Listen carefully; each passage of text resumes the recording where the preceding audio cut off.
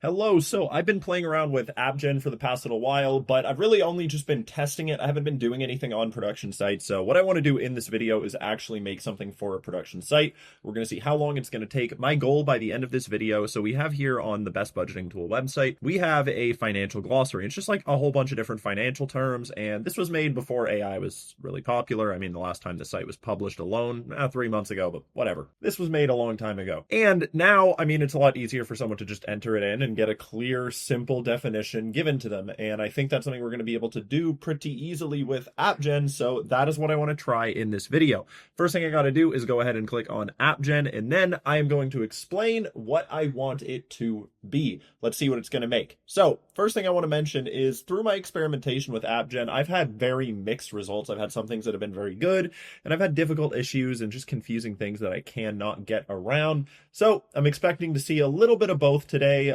but I am very hopeful about the future of AppGen. So anyways, let me write this out now.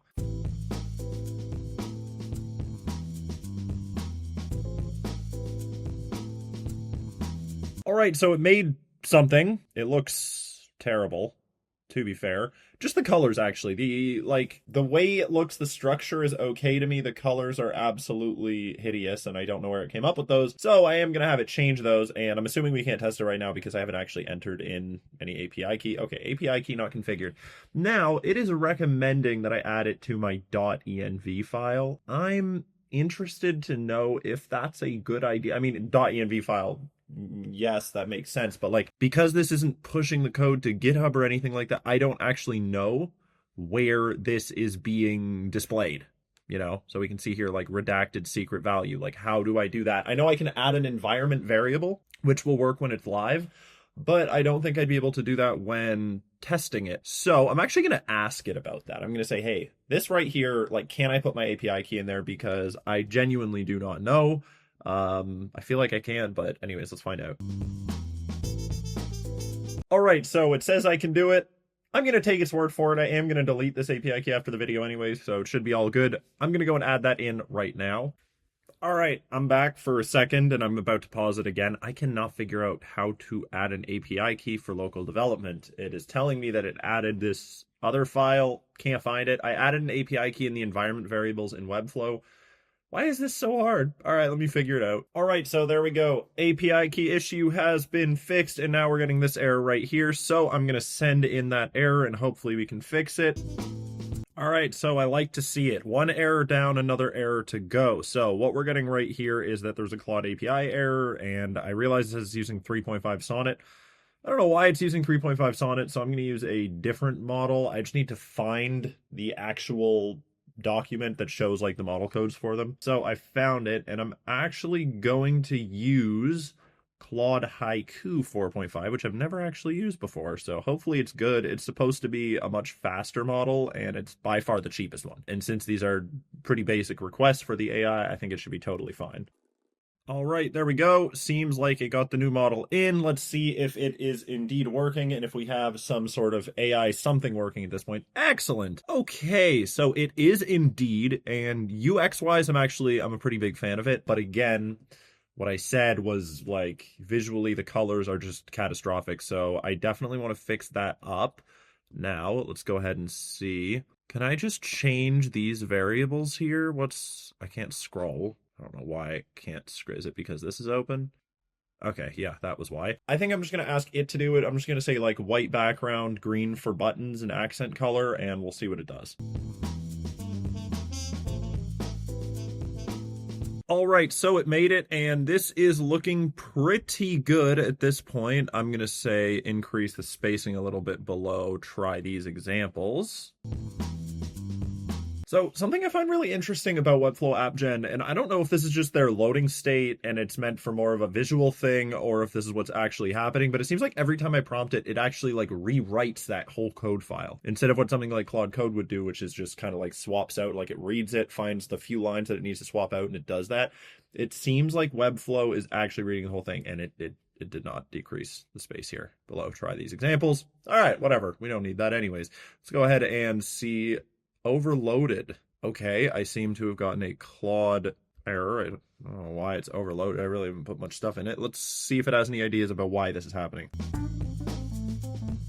Oh, all right. Well, that's on Anthropic's side.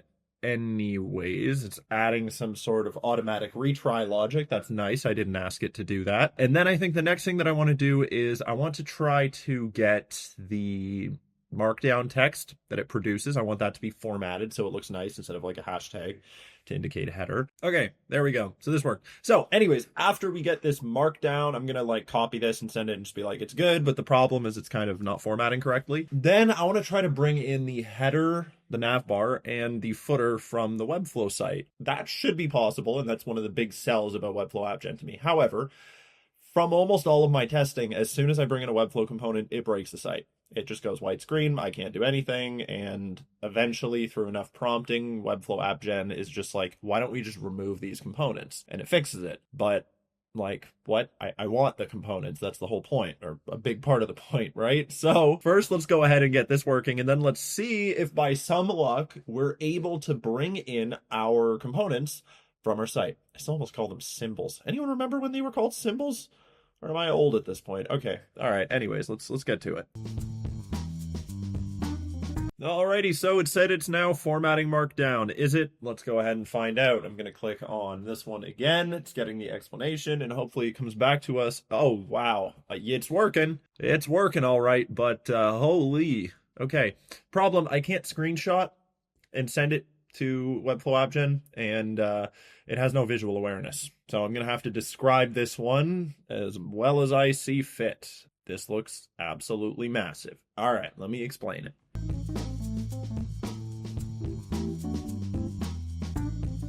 All right, should have fixed it now. So if we click this, what is going to happen? Beautiful, beautiful. And this is green. Okay, so I've successfully built what I wanted to build today. Two things that are missing, again, navigation and footer, so that this really feels like it's just a part of the rest of my Webflow site. I'm going to go ahead and ask it to bring it in.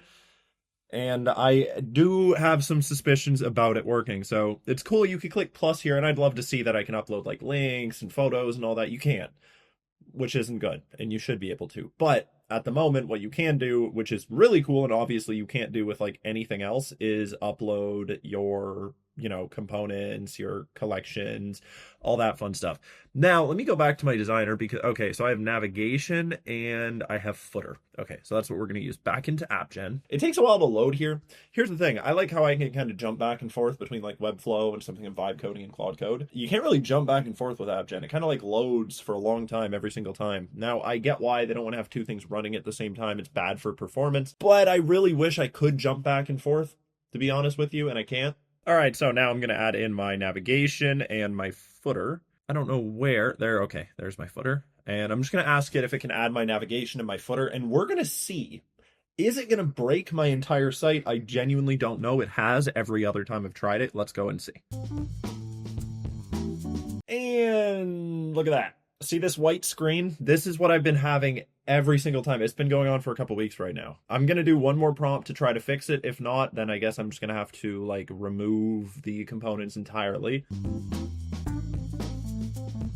All right, so perfect. I fixed the imports. No, you didn't. No, you didn't. I still have a problem. And look, I'm now going to say just remove them, remove the components entirely, and it's going to come back to working.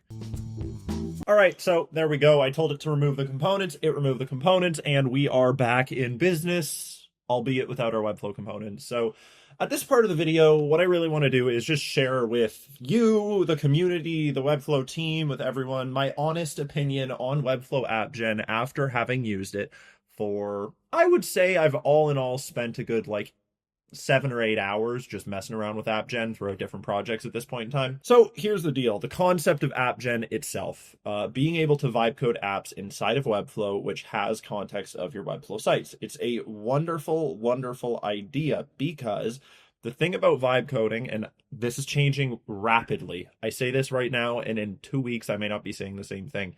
However, it is not so easy to go from, say, Figma file to pixel perfect vibe coded project. AI front ends are getting astronomically better. I made a video last week talking about that. It's insane. But still, if you have a Figma file from a client and you want to build something, well, you can't really vibe code it that much. And along with that, if your client already has a marketing site in Webflow, it's so much better to just be able to do all of this in Webflow. I absolutely love the idea of it. That being said, there are a lot of things, in my opinion, that are missing or done in a strange way in Webflow AppGen. So let me elaborate. First things first, I already mentioned this in the video. I cannot upload images into the chat. It does not have visual awareness. And when I think of Webflow, I think of a platform that I can visually build out anything that I want.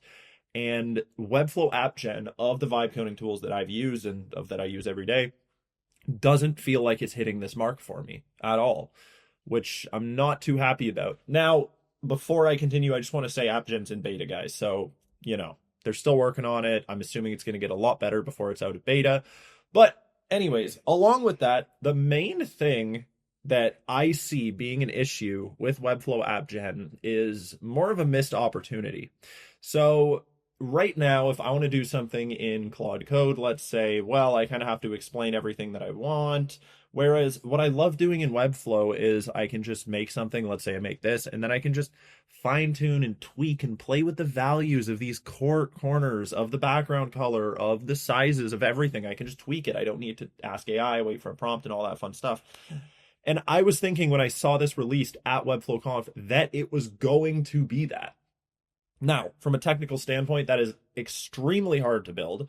And so maybe they're working on that and they just don't have it, but they wanted to get this live.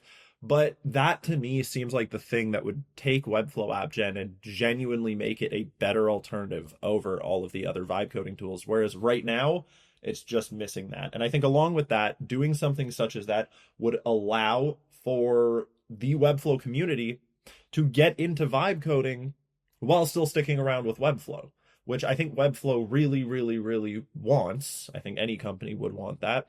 And the final thing that I want to mention about my thoughts on Webflow AppGen are just for the future of it. I really hope it's open. So if you've been in the Webflow community for a little while, you may remember things like membership and logic. They were products that Webflow built, and they were very promising. People were very excited about them. But here's the thing. Webflow is a tool for building websites, and they have a lot of budget and they have a big team. However, they cannot compete with companies that are specifically building logic solutions, such as Zapier, Make, anything like that, or membership solutions, such as, MemberStack, because that's just not where their focus is. And so those products, they ended up, dying off. They're going to be, if they're not already gone, they're going to be gone in the very near future.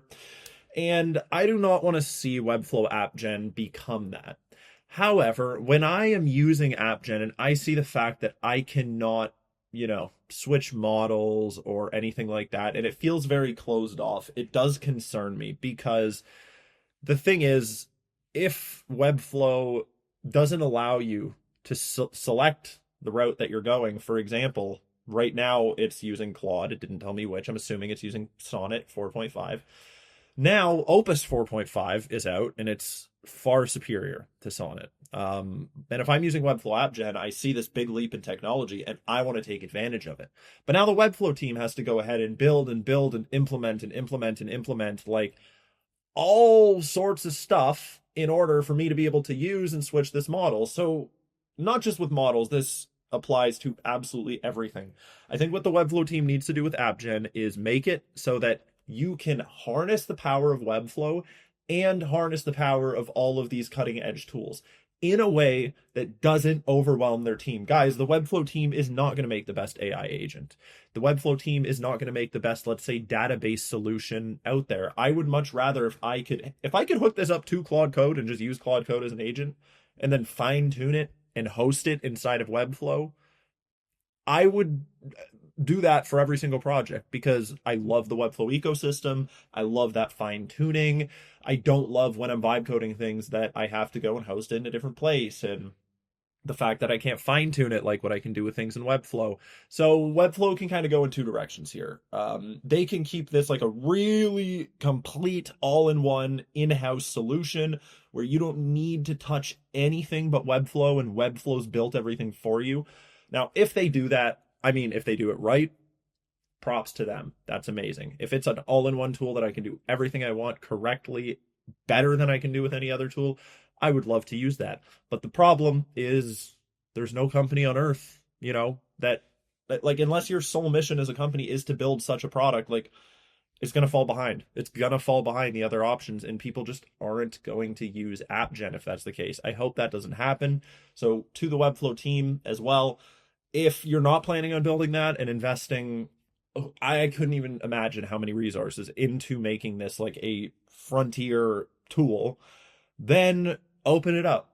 Open it up so that people can use different agents. Open it up so that people can use, any database they want to use, anything like that.